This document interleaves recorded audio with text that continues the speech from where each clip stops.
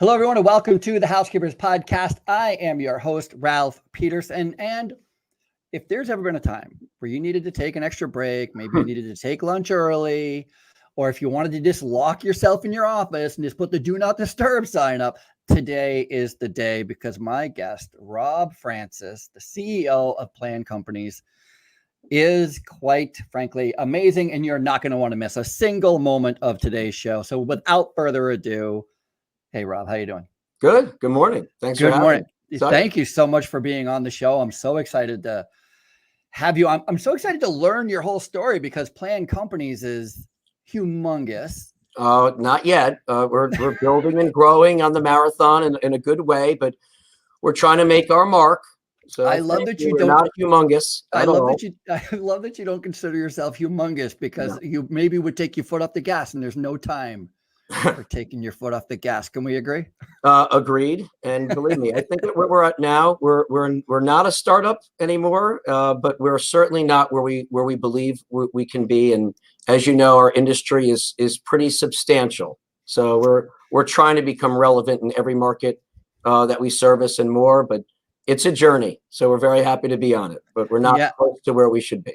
No question. And I love how massive this industry is. I love how many different facets there are. It's the best.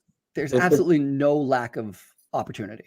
Yeah, actually, from an earlier podcast you had, when you're talking about the need of the service, one thing we don't create the need.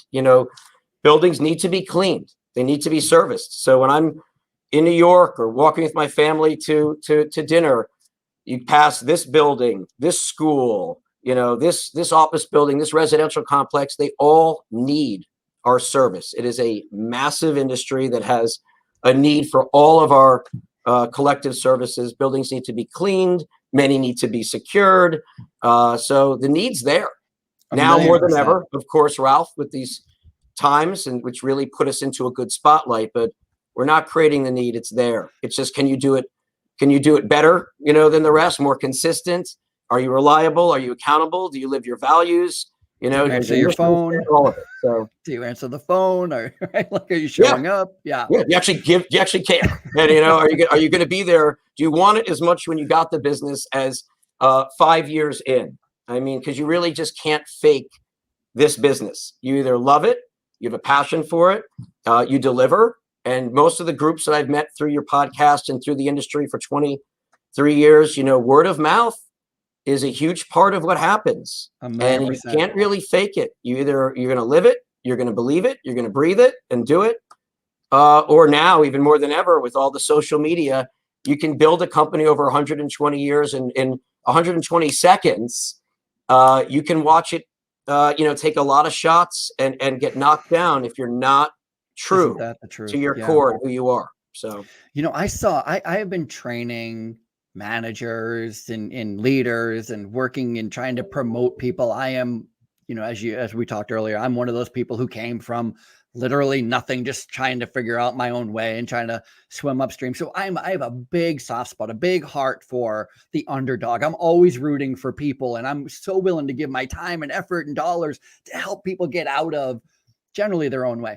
But I was at an 8th grade graduation years ago, an 8th grade, like of all places, an 8th grade graduation. And there was a teacher who was retiring. So of course there was another teacher who was doing like this little speech about this teacher that was retiring. And she had this turn of phrase. She said that this teacher had spent the last 30 years teaching kids to finish what they start and mean what they say. I got to tell you, I get chills now. So even just remembering that, like, that's it. You want to know, how do you get ahead in life?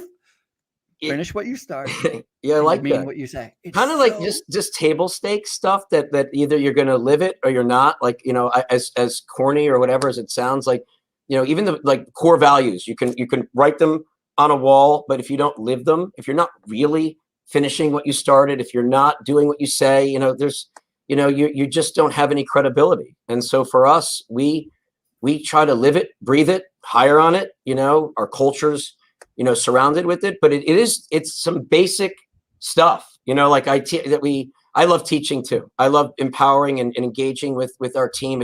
It's a very rewarding and natural thing, I think, that comes to us, and it's exciting. But I'd show the group stuff like with Admiral McRaven, who spoke, to a university, and the first of his big 10, kind of tips are: when you wake up in the morning, make your bed, because a small task completed means many tasks can be completed. A small accomplishment can lead to bigger accomplishments. And it's amazing how like the basic stuff, the small stuff that we need to do sets the foundation for the big stuff, so we live it, it's I agree. Very important thing.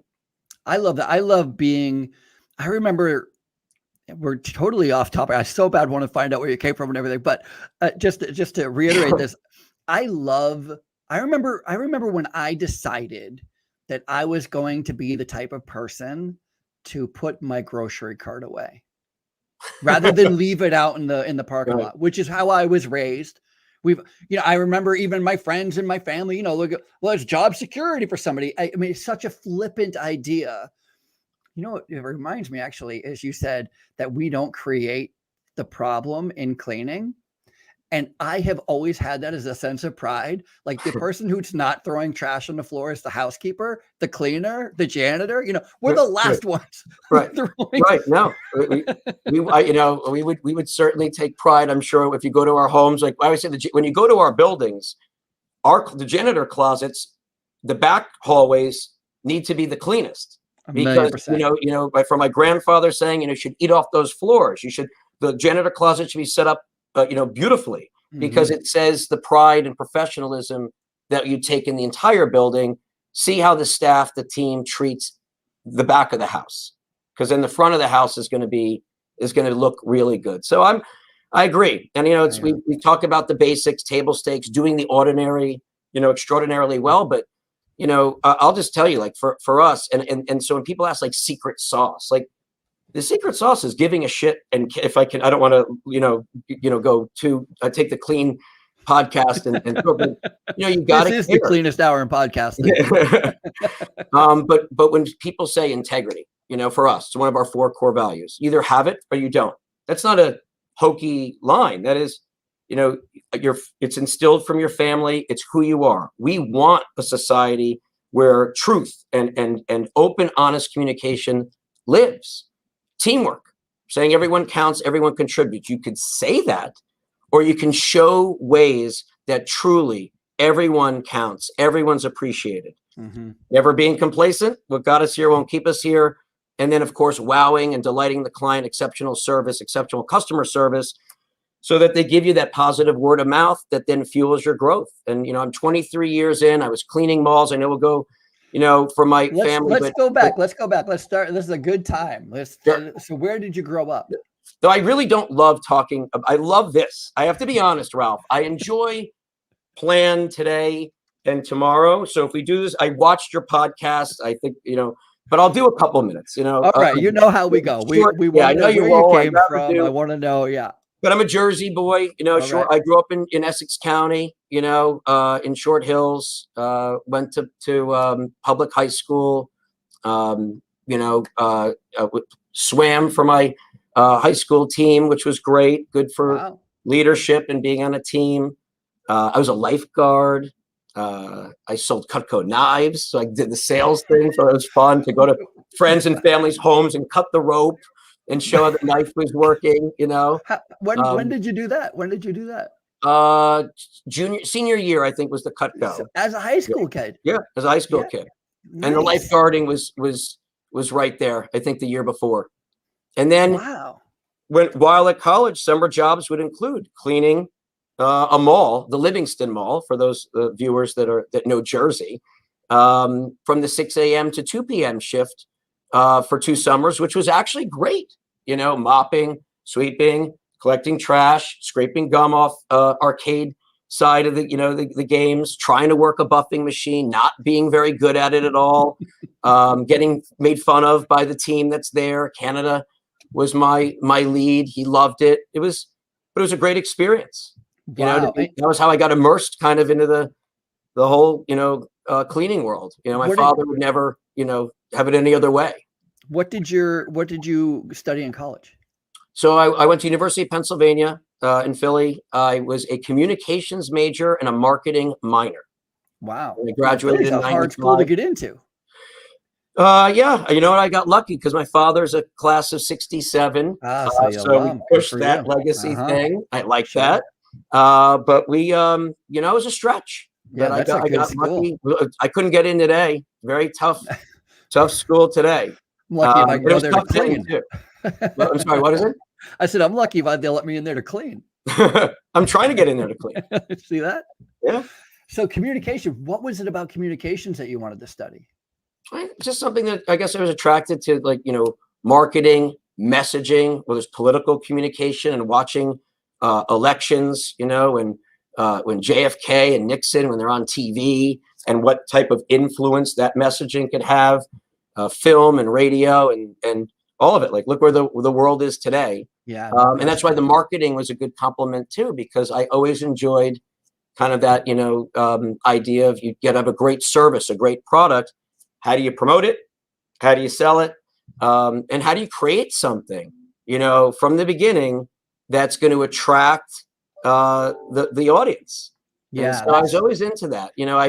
I have my father was a very left-brained, quantitative financial guy.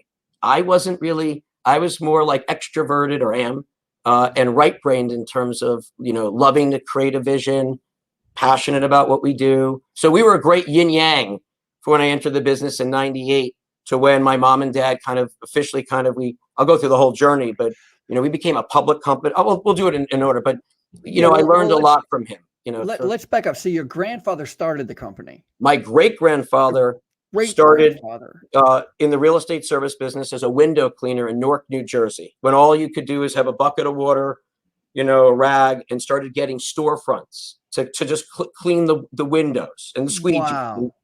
And so that was good. Window cleaners, one store, one building, great. My grandfather goes to World War II, comes back, and takes the window cleaning business to the next level. New Jersey, Connecticut, some New York, and added janitorial, housekeeping, janitorial, and maintenance to the mix. Which is a real easy transition because you're already there. You maybe have some other skills. I can run a broom as well as a squeegee. Yep. You're dealing with the same property person. Managers, community managers, developers, owners, same end users, labor, service. It was a natural. And it's a great business for starting out, in the world or in the industry, from window cleaning to janitorial maintenance. And we were doing commercial, multi-tenant, and enclosed shopping centers in the beginning. So this is now 40s, 50s, 60s. And then my uncle and my father in the 70s go into the business. And really, it starts to take off in the mid-Atlantic with my uncle, and really in North, in Jersey, and in Connecticut, New York. They sell the business in 1984 to a company called Pritchard. You probably know Pritchard. Pritchard's a very large one. ISS, I think, either bought Pritchard or there's some conglomerate. And then in 1988, Planned was born, Planned Companies. And the notion was, if you fail to plan to fail.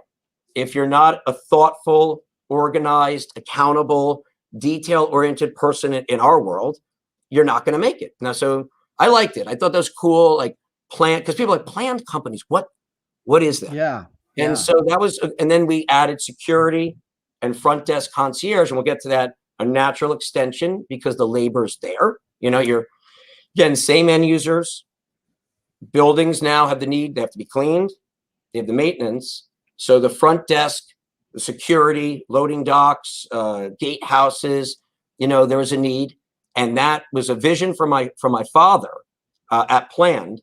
And it just, when I came in '98, it was just sitting there. It was like the seed had been planted, but we weren't really going after some of the market the right way, or the big boys. And it's just one building. That became a great extension to where we are today. Over 4,800 employees in 10 states. Organically, proudly, we've grown over 100 million over the last, 11 or 12 years on the basic stuff that we're talking about in 08. We became a public entity. So my family in 07, as we were growing, my parents wanted to take chips off the table. I didn't blame them. We became like a 30 million engine that could, and we were expanding. And, a lot of companies looked at us, great institutional banks, different firms. And fortunately, we partnered with First Service, NASDAQ public company out of Toronto, Canada. And it's been a phenomenal partnership. We work with everybody on residential, commercial, but, they have their brands as well. CertaPro Painters is under First Service, Paul Davis Restoration, California Closets. Now they have First Onsite, the largest restoration, vertical, I think, in this country. Wow. So it's been phenomenal. For sure. I'd love to back up just to unpack a couple of things, because there are so many things here. First of all, where does your family from? So when your great grandfather started this business, Polish immigrants coming in. When did he immigrate? That's what I want to know. He from Poland here. No, when? What year? So 1898 he comes over. Wow. Yeah, wow, no, we're early. Very early. I'm talking about at a very young age coming to Newark, to Jersey. Mm-hmm. Somehow had a Polish immigrant meets a Russian immigrant, and we got a good combo. And yeah, it was off to the races. My like I mentioned, so he starts young.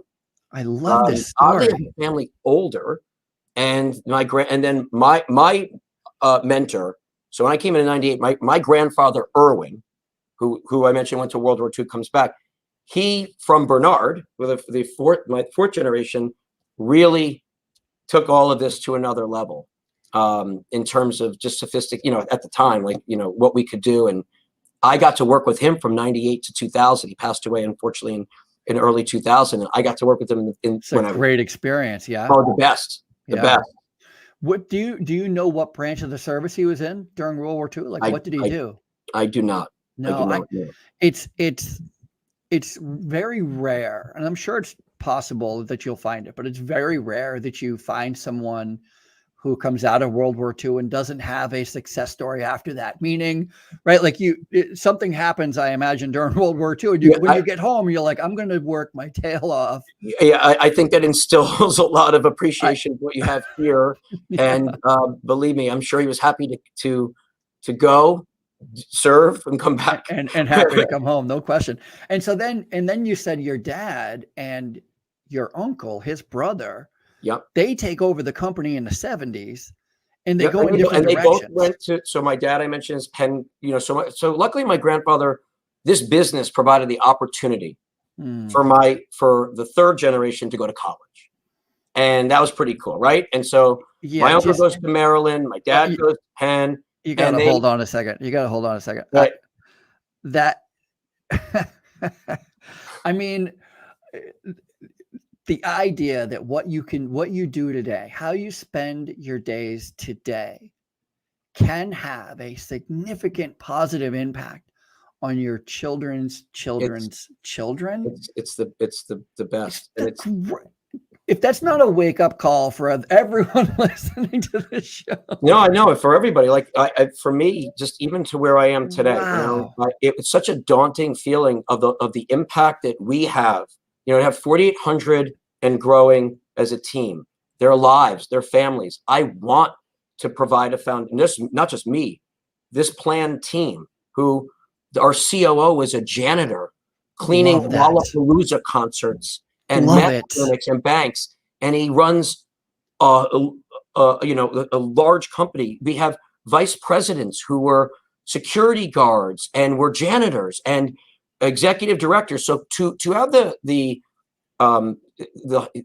it's humbling, but to know it's that humbling, it's amazing. Do that, and to have that promote from within as a reality, and to want to create career paths, opportunity, for growth here. It's or anywhere to give the skill sets it's the best. And I think that's amazing. Why also our employees, I believe, for being where we are today and where we're going tomorrow, they know, I believe that we live it and care so much that even with how big we are, and I'll give you a quick topic, but 85% of our workforce is non-union, and we're not anti-union. 15% is site-specific, United Workers of America, Local 68, where it makes sense. But we're not a company where our employees, I think, need to feel that they can't go to HR or to ops. I think they know that we're trying to get up every day and make sure not just that you have a job, but that we're building and growing to create other jobs and more opportunity, and that you don't need to have these arbitrary, type of rules thrown in and bumping and this and that the action's here. So I know it's a digression, but I think that's why we're able to do one of the reasons we're doing what we're doing, and clients love us for it, employees love us, and kind of live, Ralph, on this happy employees become loyal, service profit chain, happy clients become loyal. Our why isn't just to make money and to be profitable. Our why, or our mission, right, is to enhance the quality of life for the very lives that we so proudly service, those who work with us and those we work for, and we passionately live it. That's how we did it. So it's yes, really great. It's awesome. It's an awesome feeling. And let me put this out there as well, because I love the idea that your great grandfather was able to take a squeegee and a bucket and create a future for future generations. It's just amazing. And when I first started in commercial cleaning, I've been cleaning my whole life, and just kind of like cleaning condos. Now I'm cleaning houses. Now I'm cleaning at a hotel. But actual commercial cleaning, I got picked up by a commercial cleaning company. So I was working in a nursing home cleaning, and then they hired a commercial cleaning company. And this is what I didn't realize at the time. If they did not come in, if they're a commercial company, cleaning company, did not come in and take over the commercial cleaning services, I was at my ceiling in the nursing home. I was a housekeeping director. That was it.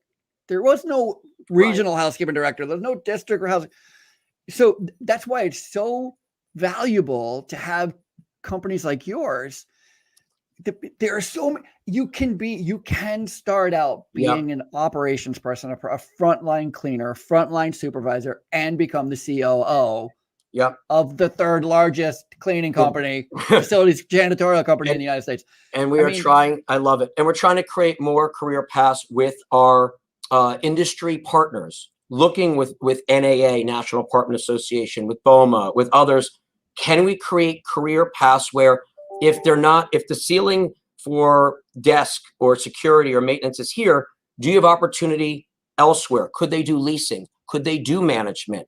Could they go into other ancillary brands that are in the service fields? And and I think offline we'll talk about it, but we're trying to create real pathways so that with this tight and tough labor market, with wanting to attract and retain quality individuals who will want to move through and forward, can we create tracks within the industry so that it is motivating and they're putting the time, okay, I'll work the desk here. What could be next? Well, you could go into leasing, you could go into management, take this coursework, it's going to develop you anyway, and then see how you can do, because we're all in a customer service world anyway. And imagine, I'm trying to kind of make their luck by, you get up every day and you are on Disney, like on, then why don't we recognize and reward you in some way for putting in that time? Because I do see the push and pull right now in the labor market, Ralph, like I have not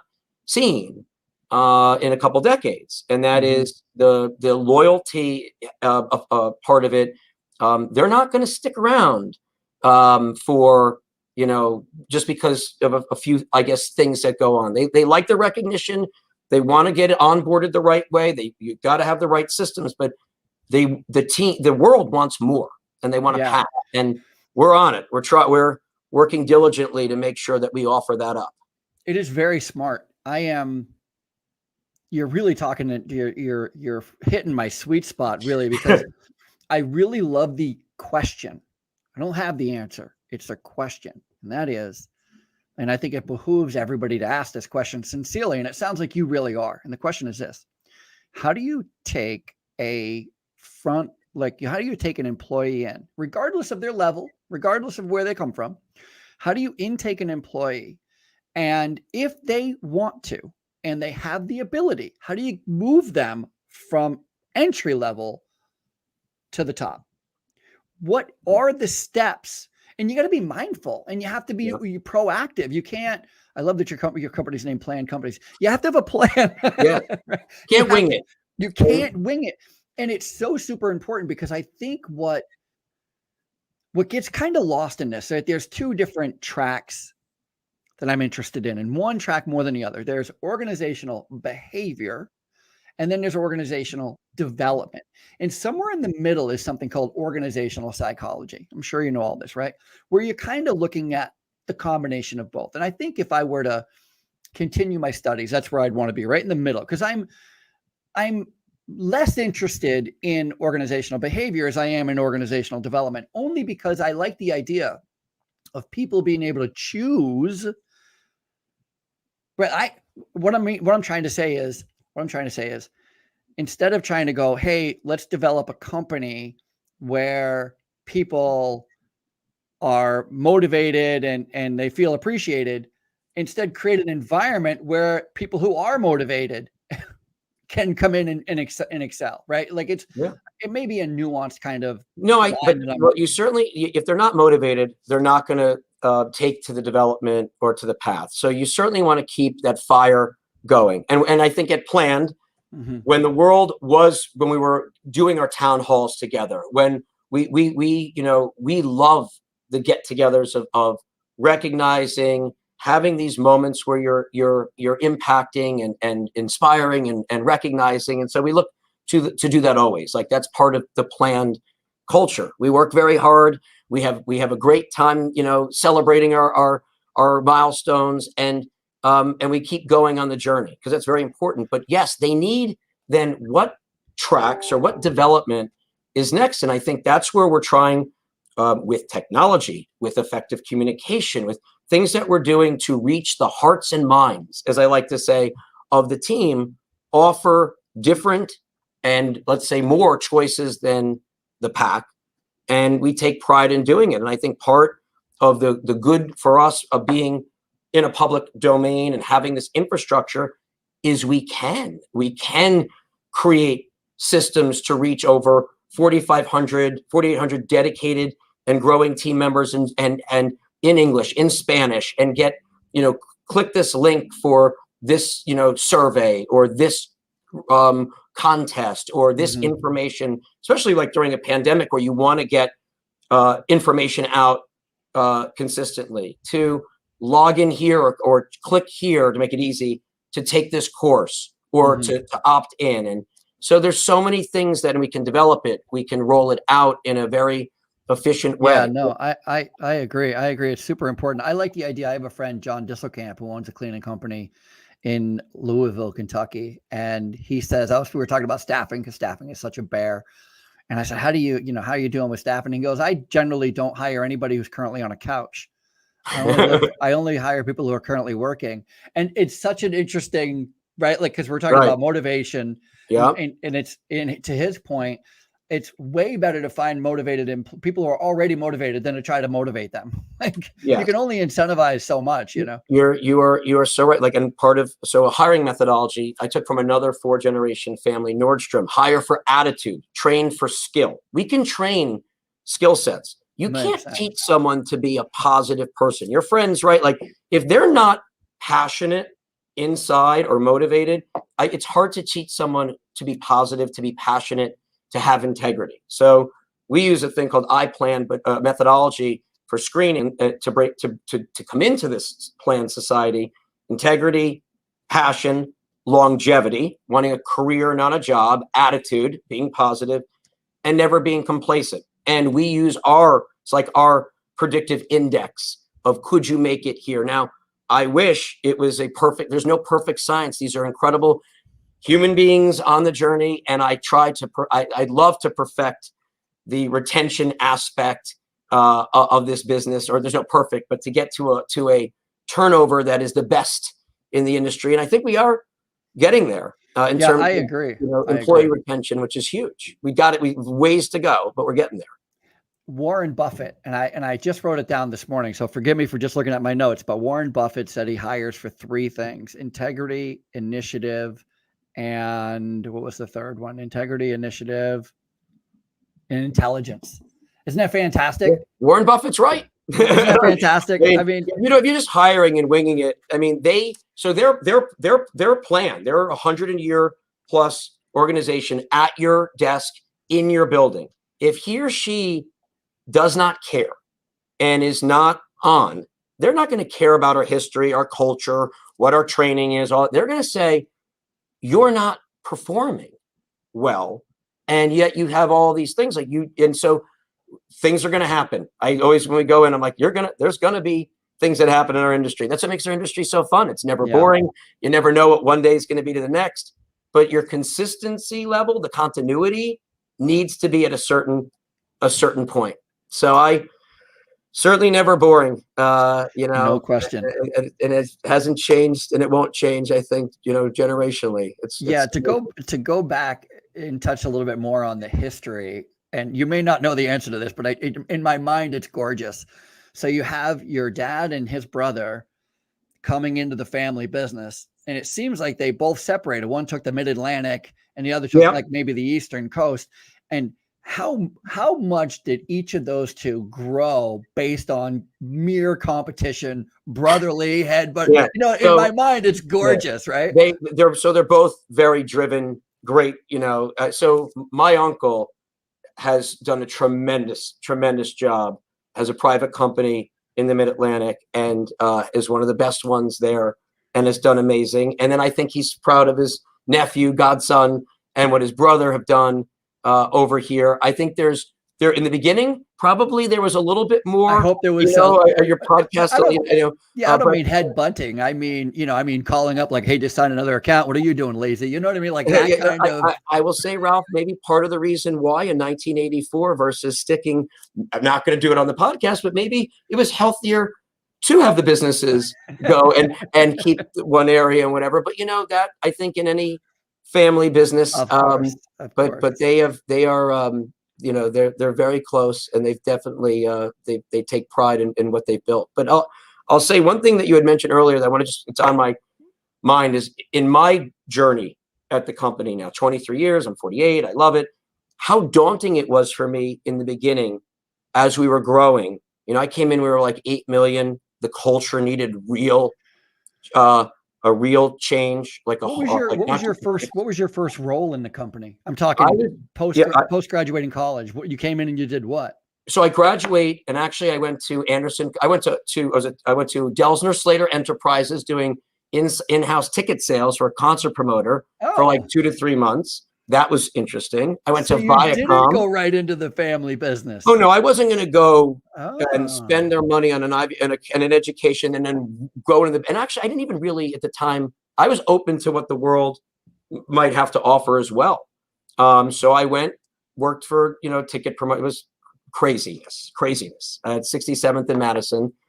Went to Viacom for a short period of time, but I was a communications major, and it made sense. Doing pay-per-view event sales for like the Tyson when he went out of jail McNeely fight. Wow, big yeah.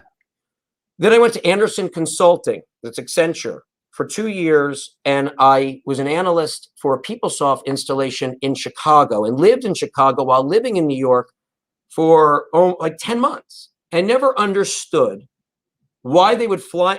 I could work right in their headquarters, do a lot of jobs locally. Why would you have me every week fly to Chicago, live in Chicago, and do this project? But I did it. And then I realized, you know what? I could do this. I could go and become a consultant. I could become a partner here. I could grind, for maybe 12, 15 years, or I could maybe join the family business, after I paid, my dues and went out there. So in 98, I joined in April.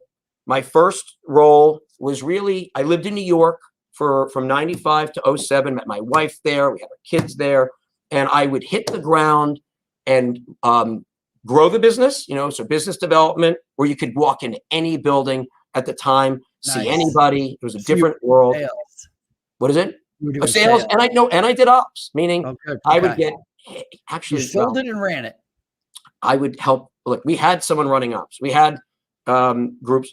I just couldn't help but get involved almost in everything, like operationally, Like the young man at the time who's been with us 21 years, who's the COO, he started in 2000, in June of 2000. I would go at this at Astrid all the time, like about different things while I was trying to close this deal, close that deal. And then I would look at our payroll and I'd look at our HR. I'd look at finance. I would look at it all from a lens of, are we delivering for our clients? Are we handling the team the right way in terms of, onboarding the right way, delivering the right way? If there's a payroll issue, are we fixing it immediately so there's not an issue?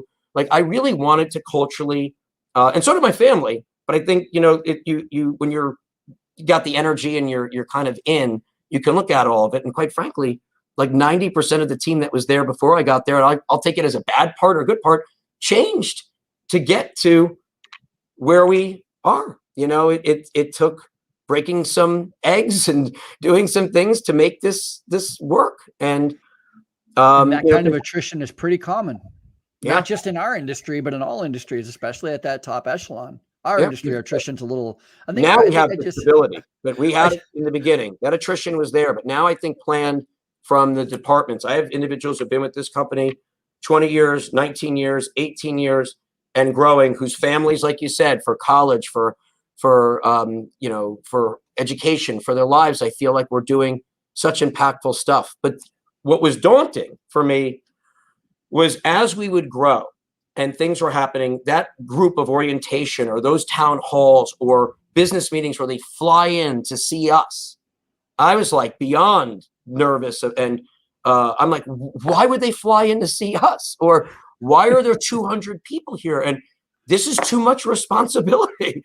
And I think it took me a long time to get, and I'm never fully there. I'm always, pumped up, but to get comfortable that we should be, a 30,000, 20,000 person, $1 billion company, not because of, like some, brass ring, but because we're living it. We're out there really doing it. So it took a while though to be comfortable that people might fly in or that I'm going to speak to hundreds of people or whatever, because we have something, or that all these lives want to make sure, how are you handling a pandemic? What are you doing in terms of communication? How are you doing the PPE? What's your health and wellness check system? How do you make sure disinfecting? And it was a lot, but I feel like it took a while, but not just me, but I think my team, who really stepped up, and it's a very tough environment.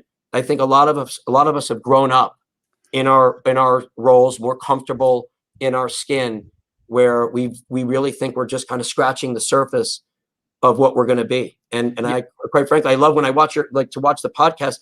I see we're all entrepreneurs in some ways, but I see the starting passion and fire, and I love it because I look at like, okay, I was like that in 10 years ago. I was like that in the beginning. I'm still kind of like that, and I think it's awesome.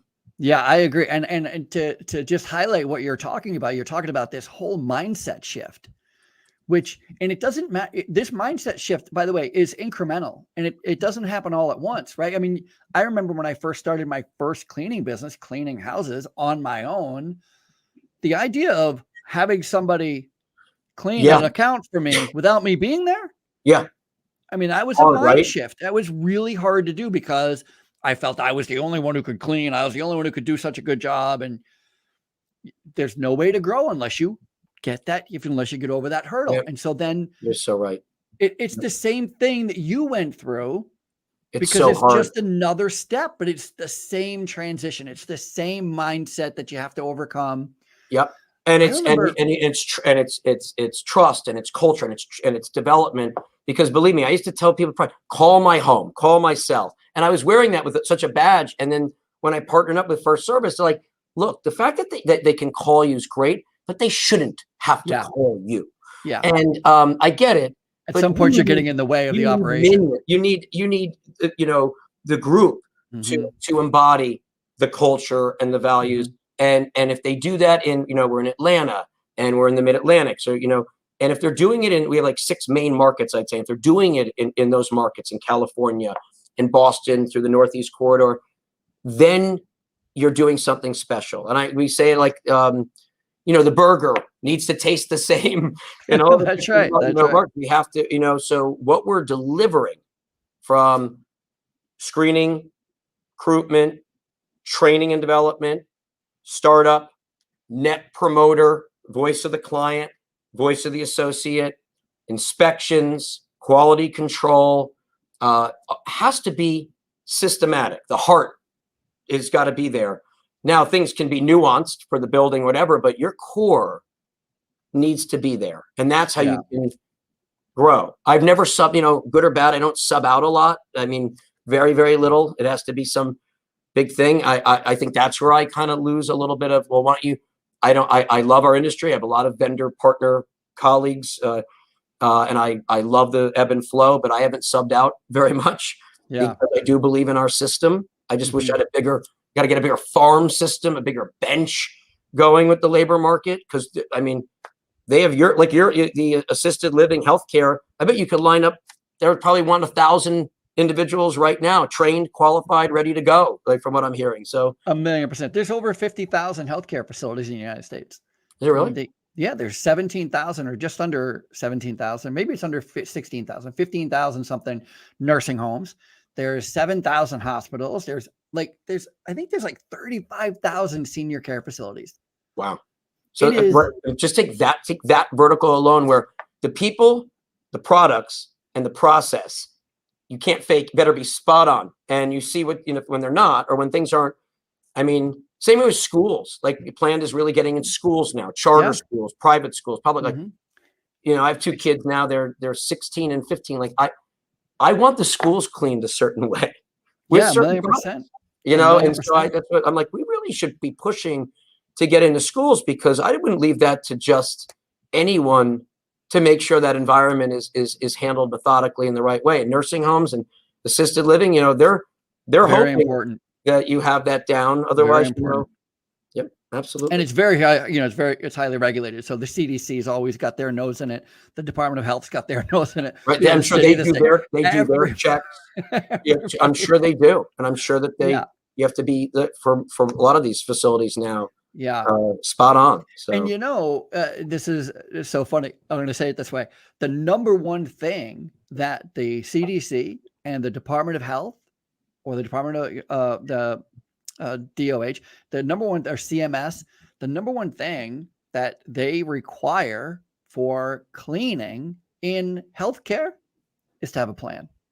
Come on, that's good advertisement right there, right, friend? Yeah, I'm gonna say, like, there we go. And by the way, now, Ralph, I'm gonna get off the podcast. Like, we're going into healthcare. We're planned. We're gonna tell them. We're gonna just take their plan, modify a plan. We'll have to go after and talk about. But it's amazing. That's what makes our industry so great. I mean, so great. I mean, churches, schools, restaurants, anywhere you look, and everyone has their niche or their vertical. And I heard you in another podcast talk about, well, with the commercial and office environment, how did it affect? You asked, I think, Dana, I think, and for us, thank God we're diversified in different markets. So you're talking about for COVID. How did COVID affect you? COVID affected, now it's like, and so to have that diversity of verticals, to have condo, co-op, multifamily, schools, and watching the commercial and corporate to the tune of 30 to 40 million feet kind of get suspended.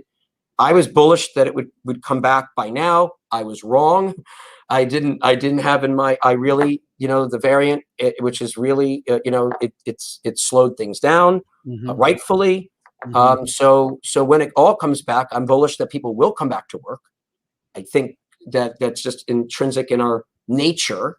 We're lucky that we just had different verticals going during this time, but I think that's what makes our business all of us so interesting. You don't have to be one type of janitorial company or one type of security company. You really, if you have the right, systems, the right people, the right process, you can do a great deal in this business. I agree. And it's funny, and I don't mean funny, haha. I just mean funny as in when you start understanding business, and I'm going to speak to you. I know you know what I'm going to say here, but when you start understanding the fundamentals of business, you kind of see it in all things. everywhere you look. I mean, I go to a restaurant and I start counting staff. It drives my wife crazy. I'm like, they're overstaffed crazy. She's like, would you not worry about that? I love it. My deli in Milburn is overstaffed. I literally count like 30. So I'm like, you guys, I'm great though. If they can get it, Same you here. can get ticket. Same here. I'm like, Same here. It's worse when they're overstaffed. They're overstaffed and the service is still slow. You're like, yeah, I'm what's like, happening? it could be a little faster. I'm like, come on, guys, you got 20 people back there. Yeah. Let's go.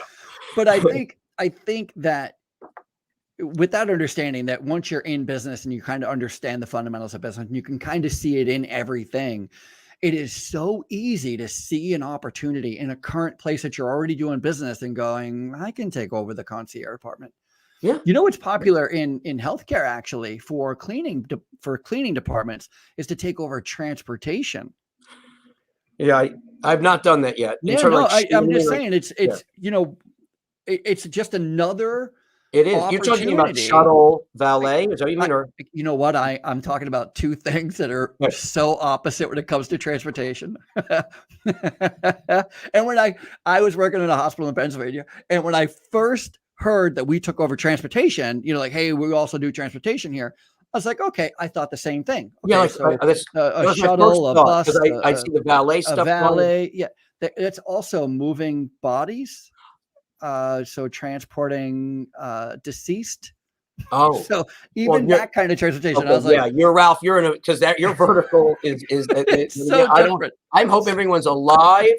Well, I'm trying to enhance their quality of life, not then drag them out when they die. In the cleaning business, we have to take care of everything. So yes, we do. Floods. That's why with the first onset, with having. I mean, this hurricane that was going to come through. Thankfully, you're in Long Island. I know we were storm for it. Yeah, we have very.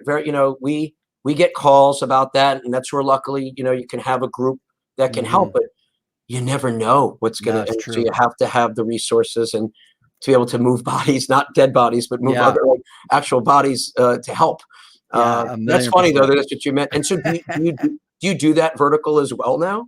Yeah, so that's part of it. In healthcare, in hospitals, it's very common. Somebody has to move the deceased down to the morgue area, and you can't pull a nurse off the unit to do it. And so it falls to housekeeping or to the cleaning department to go ahead and do transport. That's not easy. That's not easy. Like I said, the first time, it reminds me of the first time I cleaned an operating room. First time I went in to do the operating room cleaning. And I remember this guy saying, he's training me and we're dressed all up in the white little mop gear, he goes, do you like Thanksgiving dinner? I'm like, who doesn't like Thanksgiving? He's like, when you go in there, sometimes it can be a mess. Anytime, just think of it like cranberry sauce. It's just somebody spilled cranberry sauce on the floor. And I'm like, that's not a thing. You get in there and you're like, all right, it's just cranberry sauce. It's just cranberry sauce. It's just cranberry sauce. Yeah. Your mind has to go.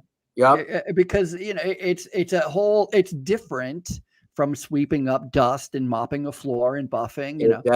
That's. By the way, you said you had a 15 and a 16-year-old. I hope you're teaching them how to do good floor care. They're good running buffers. Both have been to planned. Our headquarters is in Parsippany. My son has taken a particular liking, not just to this, but there's a pool division. So there's American Pools and the Amenity Collective. So they have Heartline and Live for.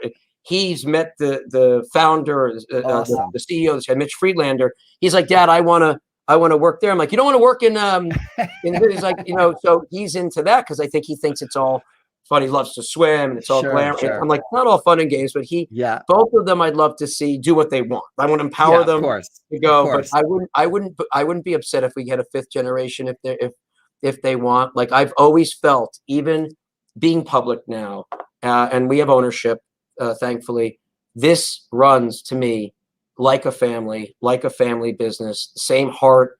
They really empower. Their model is perfect for those that really want to have that culture and feel. I never felt from any day that this isn't mine or my family's in terms of what we do. And it's like a great mentor or coach in terms of what they've instilled. And two of them, at the time, 08, green cleaning. I'm a lead AP. Felt it could be huge, Now everyone wants everything killed, eradicated. Don't, it's like, don't tell me that you're going to preserve everything, like kill it all. Um, I'm from to Vermont, so I'm a big tree hugger. right. I'm very It environmentally looked like it was going to conscious. be a huge move. Every building going to be gold or silver, and And I I loved it. And I took this test yeah, was harder than the SAT, than the LSAT. I got my MBA. I took the GMAT at NYU you working in the didn't study business. for those nearly as much as this, right? It was crazy. And then Net Promoter that I mentioned, but you know what? With Net Promoter, where it's a Fred Reich held the loyalty effect. The ultimate question: how likely would it be to recommend planned to a friend or a colleague, 0 through 10? 9 or 10 they're promoters, 0 through 6 they're detractors, and then 7 or 8 they're on the fence. And there's a whole system around it. It's made this company so much better because if you take that feedback and listen and respond and acknowledge and look in the mirror and don't think and really just start to understand, you can really address. And some of the things, as you know, Ralph, and the viewers, like, it could be the uniforms, it could be the way you're sending reports, it could be how you're billing, it could be something that's very fixable, but and if you just listen to the feedback, our retention's been, you can't grow if you don't retain. Our retention's been huge. And so those two things have really helped. But yeah, it's a nice entrepreneurial feel here. And Yeah, it's really great. yeah, it's cool. I'm such a, when it comes to cleaning, if there's one area, like if you could only clean one thing in a building, one thing in a school, one thing in the CIA, or in a federal building, in a nursing home, a hospital, it's the floor. It's the floor. It's the floor. When you come in, and it's the first impression. So when you walk in, is the lobby or the front. Do you know what the number one area of complaint is for housekeeping? Like you just said it. It's the front entrance. Is it front? I thought you were going to trick me. So I was going to go like menus, like elevator tracks. No, you know what number two is? You know what number two is? What is number two? Public bathrooms. That would make sense. So number one is the front entrance. So the way it presents when you walk in. Number two is when you're using the bathroom. You're like, who the heck cleans in here? So number two. Yeah. That makes sense. Yeah. It's so super important. Housekeeping is two things, right? It's presentation and it's cleaning. Yeah. I actually think the way it looks. So with this time, I used to say our team can't be nameless and faceless. Put the name. So Rob's cleaning here. Amanda's over there. Johnny's over there.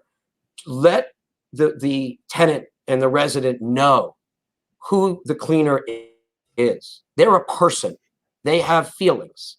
And so when the public restroom could use tidying, and you and I might have cleaned it beautifully by the book, and 5 minutes later, you can't tell that they just did everything. They might go to Gloria, to Amanda, to Johnny, to Rob, and say, Gloria, do you? I don't know.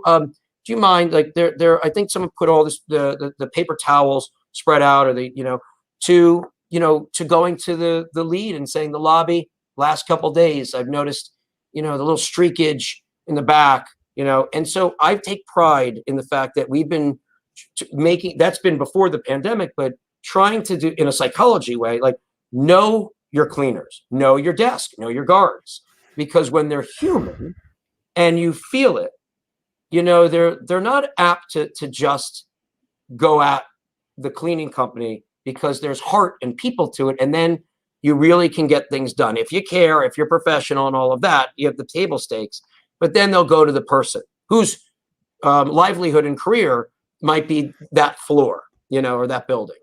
I wonder, I was working, and I told a story before. I was working at a hospital in Pennsylvania, and we were having a real problem with HCAP scores, which are survey results from people who would go in for healthcare, to get a broken hip or broken leg or whatever. After they were in the hospital for a few days, they'd go home and they'd get a survey in the mail. And that survey would be turned into an HCAP score. And that HCAP score is what the government uses to base reimbursement on for hospitals. So you can imagine the HCAP score is pretty important, plays a pretty significant role in how much money you get paid. Yeah, if it impacts funding, it impacts everything. That's right.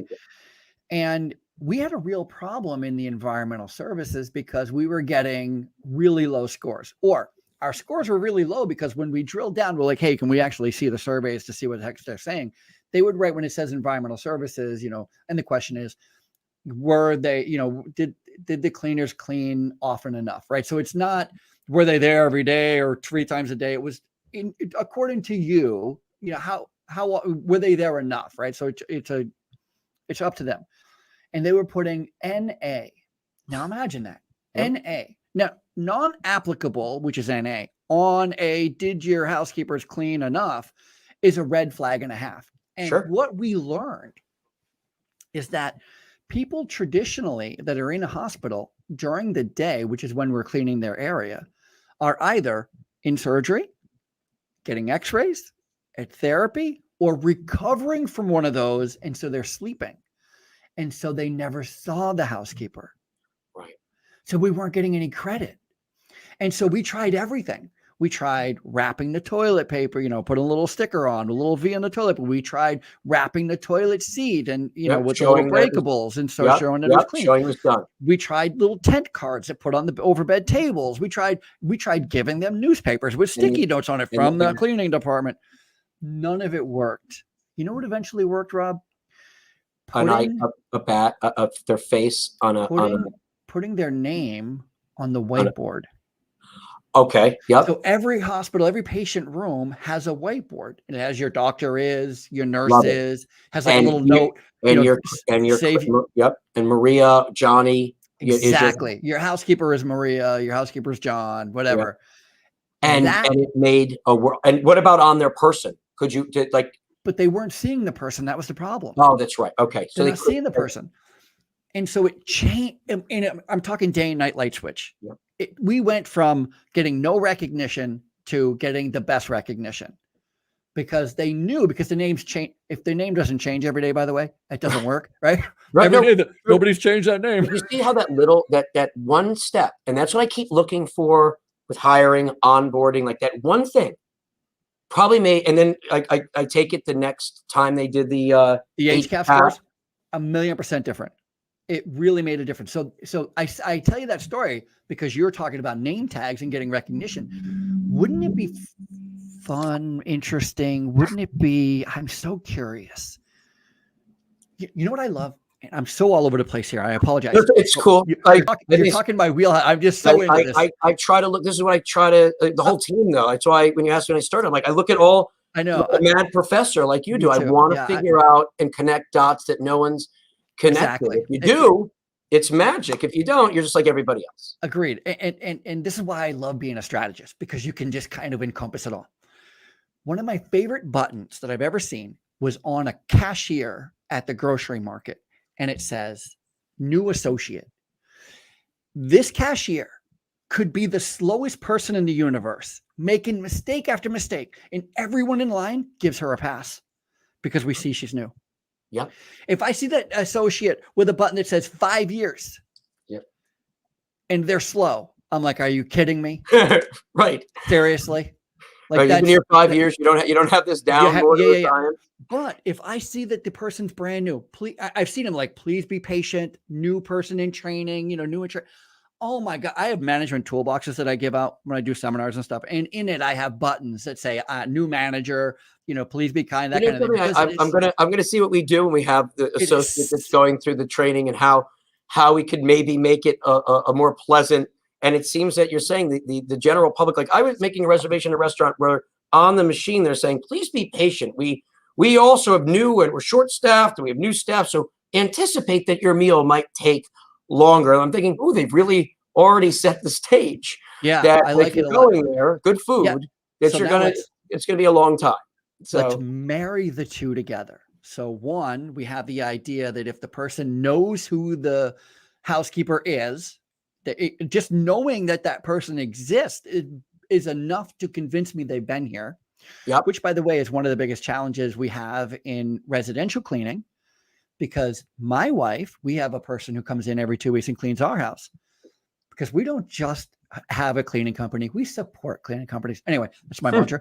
Just like as a side. Look, we're in residential. I'm not just an entrepreneur. We're not I support entrepreneurs. Like the individual houses. Yeah. But to be in someone's home, their high rise, their HOA, their lifestyle. Mm-hmm. It's so important to Agreed. identify with the individual and to know their name, who they are. Agreed. I think turnover, of course, I think is reduced because they feel part of the community as well. But our cleaner, her name is Hilda. Hilda has a real challenge with us because my wife, as much as I try to stop her, she cleans before Hilda comes. She makes the kids clean before the Hilda comes. She makes the announcement on Monday. Hilda's going to be here on Wednesday. Hilda's coming on Wednesday. Make sure everything's picked up in your room. And the kids, we all look at her. Why is so Hilda comes in, and for the Peterson household, she's like, "This is the best gig. I'm just going to I'll do the laundry." I mean, I don't know, that's actually it's funny. So what does Hilda struggle with the most? Hilda struggles the most with credit. Because now we're not home when Hilda's here. And then we come home. My wife is going to look for evidence. Was she here? I don't know if she was here. Let me see. The bed was made. Okay, so the bed was made because I left the sheets off the bed. So I know she was. So my point is that, again, just full circle, we're talking about how do you get credit? And so how do you clean up? How do you let somebody know that John was the one who cleaned the bathroom? Could you imagine having a picture of John, a picture of Kim, a picture of your cleaner or the name of, but it's that personalized, not your bath. The people have those signs behind the door, your bathroom is cleaned every 30 minutes and you can see the initial, No, I mean, 8 seconds for a bathroom to get destroyed. I don't know about that initial, right? So, right. No, I'm with you. But imagine if there's a picture of Kimberly, Kimberly's cleaning today. This is what she looks like. Find her in the store. Right. I like that, so that, and for a residential, here's the team. I wish again turnover, it would be consistent, but here's your desk. Here and they can identify with the individual. It's a warmer feel. And with career paths that we talked about way earlier, that stability and continuity should be there more. And then you update it. Like we have like baseball cards and everyone's got, here's Hilda, here's, she's from here. Yeah. Just a couple things to identify. I like that. They do that in Vegas. There's a hotel in Vegas called the Excalibur, and the Excalibur, I stayed there a bunch of years ago, but I still have the card because it's amazing. So you go to the Excalibur, you check into your room, and on the bed or maybe next to on the dresser, there's a card from the housekeeper, and it says, "We want your stay to be as pleasant as possible. If you forgot anything, if you need anything, if there's any issues with your room, if you need some extra supplies, call housekeeping." And then it says your housekeeper's name is, and then the person writes their name, and they're from, and because Vegas is the city that nobody's born in, but everybody works there. So, she's from Florida or wherever she's from.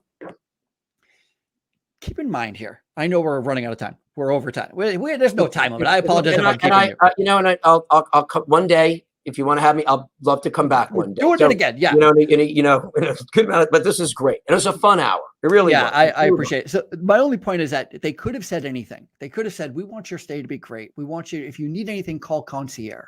They could have said, "Call the front desk, call the general manager, call maintenance, call laundry, call the hotel next door." No, they said, "Call housekeeping." Yeah. It's good. It's my final word. By the way, it probably impacts and I want our group to get their bonuses and recognition from planned. And then if there's a year-end thing, so they should never ask, but in a hotel environment, when you leave the room, if you know who is cleaning it and where they're from, you might leave a tip. That's not more likely. More likely, of course. And all of those psychological things matter in terms of the overall experience. And so the more that we've come out of the shadows and into the forefront, because what we do is important, and it's more important now, the better and stronger our industry is. So anyway, I love it today. Thanks, Ralph. This was very cool.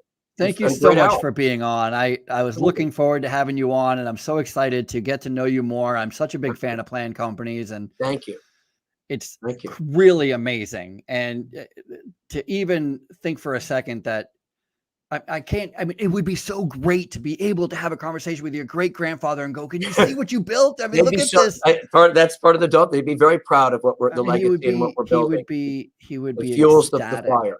Yeah. But look, we'll stay in touch for you and I offline. And look, I feel like we're just starting. Me So too. so it's the best. I appreciate you. everything you're doing for this industry, everything you're doing for your team, everything you're doing You as for. well. This is great. So great. Thank you so much. That's Thank it you. for us at the Housekeepers Podcast. This was almost the cleanest hour in podcasting. I think Rob cursed a little bit. We're going to let it slide. Only once. And then I realized, you know what? I want to lose the PG rating. So it's one. It's like putting my card away. I also try my hardest to be the type of person who doesn't curse. So it doesn't always work. It doesn't always work, but I try my best. We're all God's children. We're all God's children here, Rob. Thank you. Anyway, the cleanest hour in podcasting is about housekeeping and cleaning, of course. Yeah. So that's it for us. Rob, Francis, Ralph Peterson, cleanest hour in podcasting. Thank you guys so much. If you enjoyed today's program, please make sure that you're sharing it and you're liking it and you're writing a review anywhere you get podcasts and YouTube channel and all that stuff. We really appreciate all your support. So that's it for us.